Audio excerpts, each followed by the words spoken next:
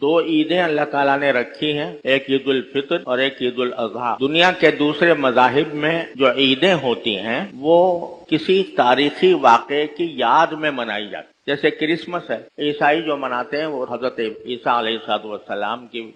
پیدائش کا جو دن سمجھتے ہیں اس کو عید مناتے ہیں۔ لیکن اللہ تعالیٰ نے جو دو عیدیں مقرر فرمائیں ان میں سے کوئی بھی کسی خاص تاریخی واقعے سے وابستہ نہیں۔ ایسا نہیں ہے کہ عید الفطر جو ہم مناتے ہوں وہ کوئی خاص واقعہ اس میں پیش آیا ہو یکم شوال کو، جس کی یاد منانے کے لیے اللہ تعالیٰ نے عید الفطر کو عید کا دن بنایا ہو۔ اسی طرح عید الاضحیٰ، وہ عید بھی کسی خاص تاریخی واقعے کی یاد میں نہیں منائی جاتی۔ یہ درست ہے کہ حضرت ابراہیم علیہ السلام نے اس مہینے میں قربانی پیش کی تھی، لیکن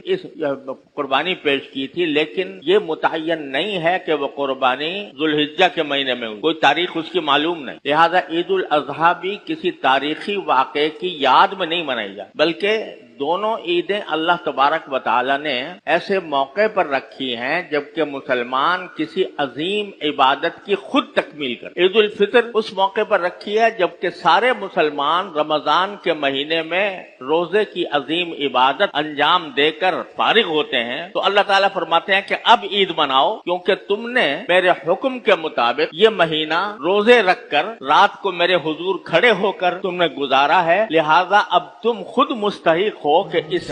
دن میں تم عید مناؤ۔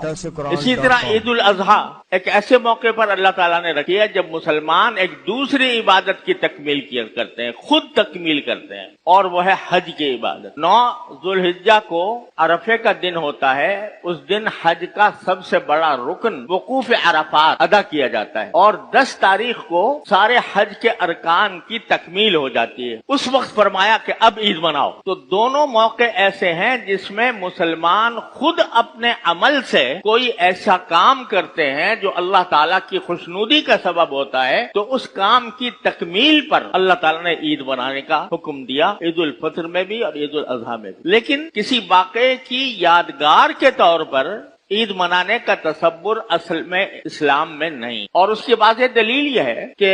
حضور نبی کریم سرورت عالم صلی اللہ علیہ وسلم کی ولادت کا دن، میں نے ابھی عرض کیا کہ مورخین کے نزدیک اس میں اختلاف ہے کہ 9 ربیع الاول تھی یا 12 ربیع الاول، اور خلفائے راشدین رضی اللہ تعالیٰ عنہم اجمعین ان کا زمانہ گزرا، صحابہ کرام جو نبی کریم صلی اللہ علیہ وسلم کی ایک آواز پر اپنی جانیں قربان کرنے کے لیے تیار رہتے تھے، ان کے سامنے ربیع الاول کا مہینہ ہمیشہ ہر سال آتا تھا۔ صدیق اکبر کے دور میں بھی، فاروق اعظم کے دور میں بھی، حضرت عثمان کے دور میں بھی، حضرت علی کے دور میں بھی، لیکن کبھی انہوں نے اس یوم ولادت کو عید کے طور پر منانے کا کوئی خیال ان کو نہیں آیا۔ تو اس لیے میں نے عرض کیا کہ اگر اسلام میں کسی شخص کی ولادت یا وفات کا دن منانے کا کوئی تصور ہوتا تو سرکار دو عالم صلی اللہ علیہ وسلم کی ولادت کے دن سے بڑھ کر کوئی اور دن اس کے لائق نہیں تھا، لیکن چونکہ تصور نہیں ہے اس لیے صحابہ کرام نے اس طرح کا اہتمام نہیں